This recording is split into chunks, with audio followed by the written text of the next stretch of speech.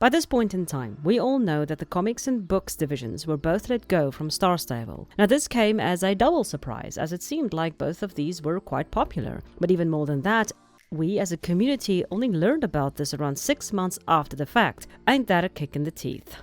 For context, Ellie, a comic book artist of SSO, announced that she had been fired over 6 months ago during the Halloween event. Not only that, but the books were also cancelled in that time, which had been written by Helena Dahlgren. The latest books will be ones that were apparently planned some time ago, as well as the comics that are still coming out. Now, the sudden firing of employees is a little worrying, and the fact that SSO did not even let its player base know is also pretty upsetting. There are fans of those books who deserve to know what was going on, and there are fans of the comics who also deserve to know what was going on. They do claim to communicate better, but this was a bad call on their part. We have a lot to cover today, so let's just get into it. As always, thank you to my coffee supporters for supporting this channel and being more awesome than Crimes and Punishments too.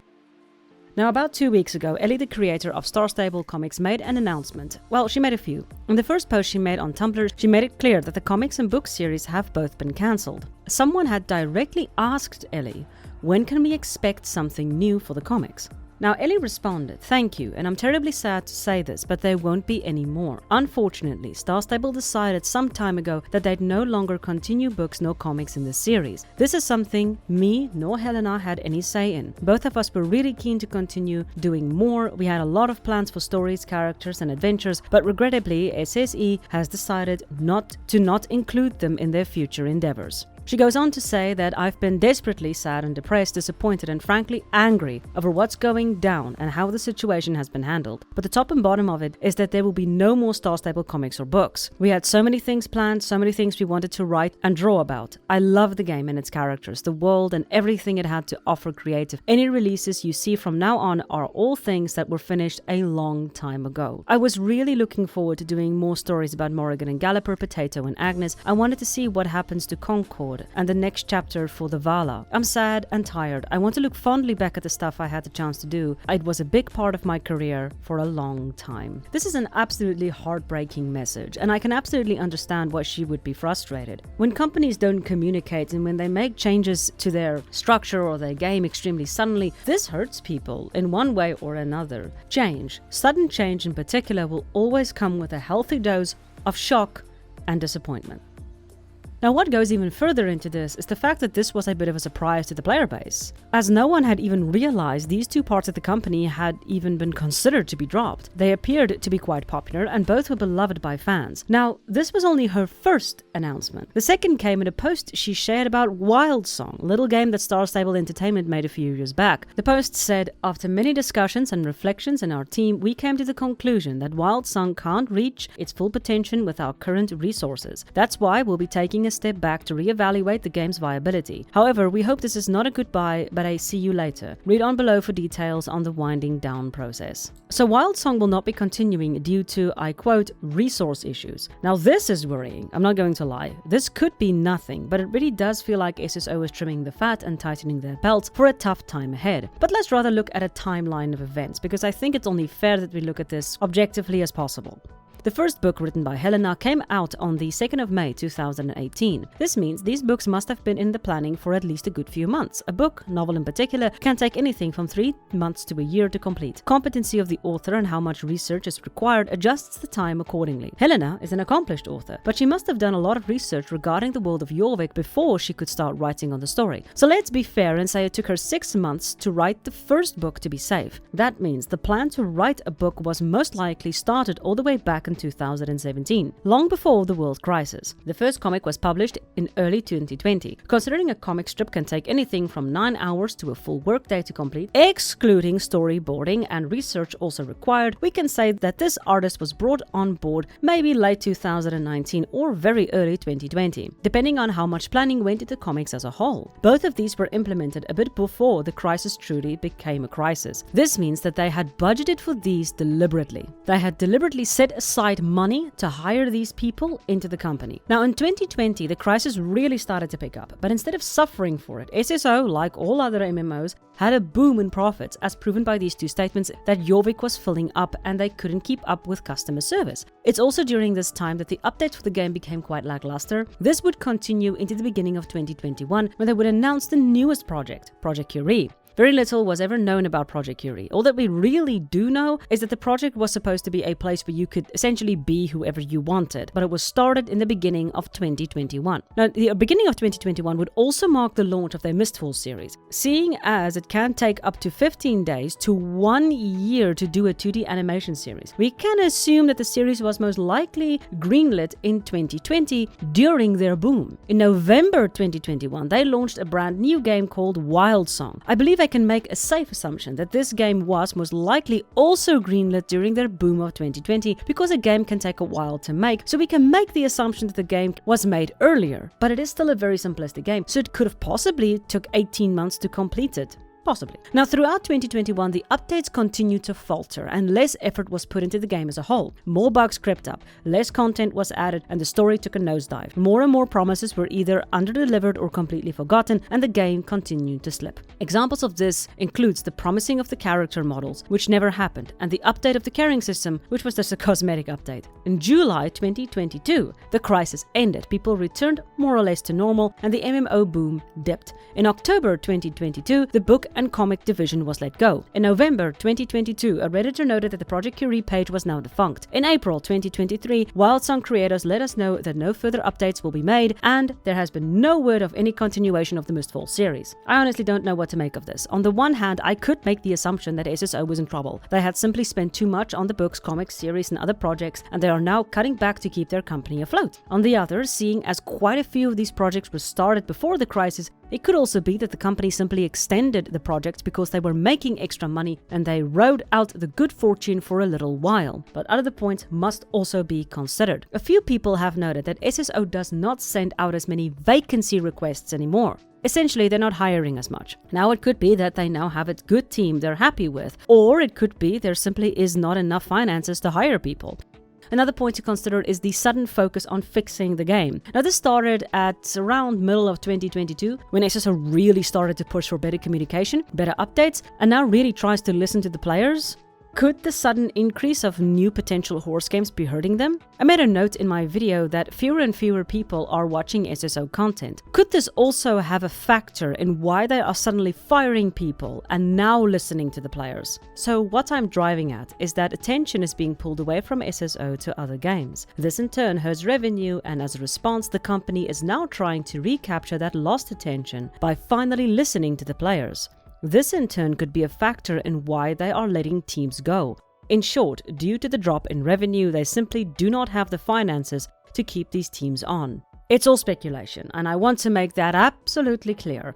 But I found it interesting nonetheless that the company drops projects, fires people, and suddenly starts listening to the players. If I didn't know any better, I'd say it was an act of desperation. The only possible action would have to be one of desperation. Logical decision, logically arrived at. However, there could be another reason, simply poor communication. Star Stable is notorious at this point for having wretched communication.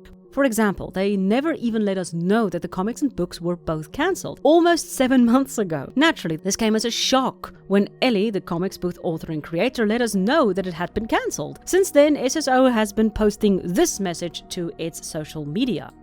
Thank you for expressing your concern about our much-beloved books. We love them too, and we are happy to let you know that we will be working with our international publishers in expanding our catalog of books around the world. We are also releasing 2 totally new books in 2023. Our plans for new books after that are not ready to share as of today, but we aim to continue making more magic in publishing internationally. Our community will be the first we share any news with, so stay tuned to our social media for updates. Listen.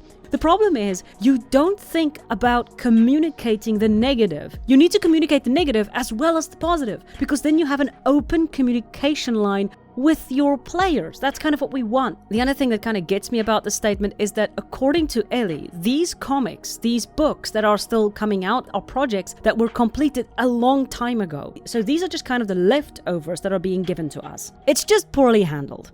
But in this mess, they decided to announce a horse-scented candle.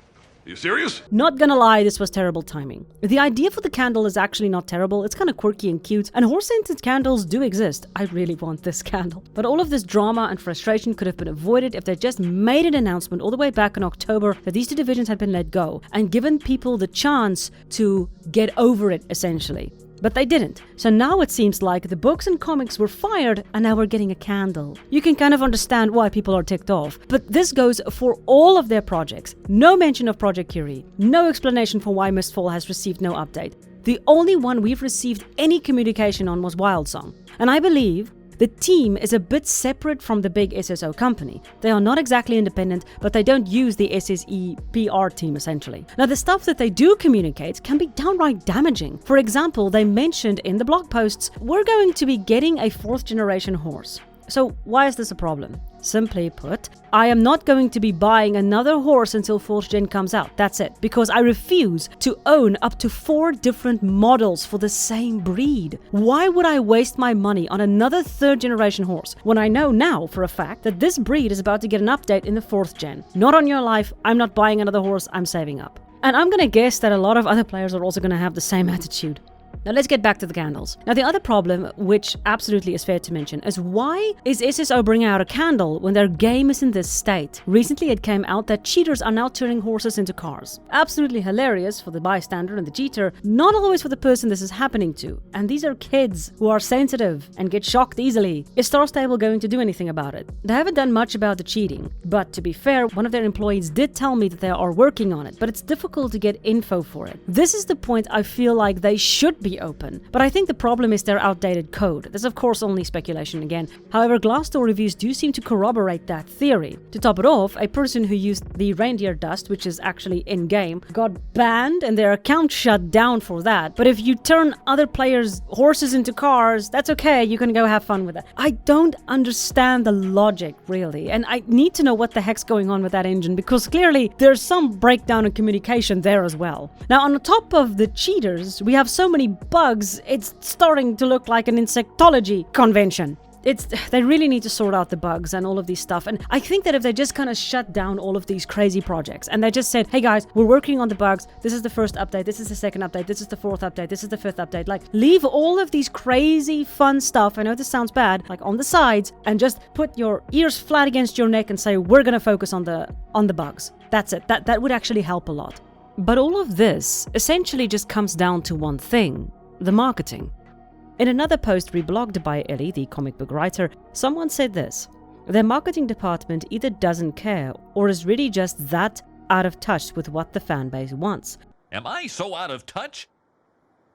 No, it's the children who are wrong. Think about #claim reclaim horse girl. Oops, we mean ride with us. Haha. We bite people, we're so quirky. Or Jojo Siwa. Love her, but that was a flop in terms of helping the game in any way. Or that time they made Star Stable stories. Remember that fever dream that looked like a scam? Or the numerous times they didn't credit Ellie on comic posts. Those were all marketing. And this is kind of what's going on. Marketing has made some really strange decisions. Now, to be fair, not all of them are bad. Some of them are really good, like the Miscreants was a pretty good decision to include, and Nomi was also a great addition. In some ways, they hit the hammer on the nail, and in others, they fumble. So really, this entire situation could just come down to SSO having a very strange idea of what to market and how to communicate that marketing. And this is proven by Ellie's last reblog on the matter. Helena and I have both been contacted by the team, but there's been no meat on top of the bones they've thrown at us so far. Whoever from SSE ends up reading this, if anyone, it's not good enough anymore. In whatever way you want to package this, you had plenty of opportunities to talk to us both. I'm incredibly disappointed. And I would be too. Whatever their excuse, bad communication, poor PR decisions, or downright financial crisis, it doesn't matter. What matters in this context is being open and honest with not only the players, but the people who were knocked down by the impact. Ellie and Hannah both deserved better. They gave you years of loyal service, and they reached a wider audience for your game through their creativity and passion. And if there is one thing you do not smother, that you do not let go, that you do not make feel worthless, is passion. Because passion is one of the best things that you can have in a company. And if you keep knocking that down, you hurt the passion and by extension, the company. Cut ties, draw up a new contract, But whatever you do, SSO, give them a proper, solid yes or no, because nothing is worse than being kept on a line by a half-hearted promise and hope.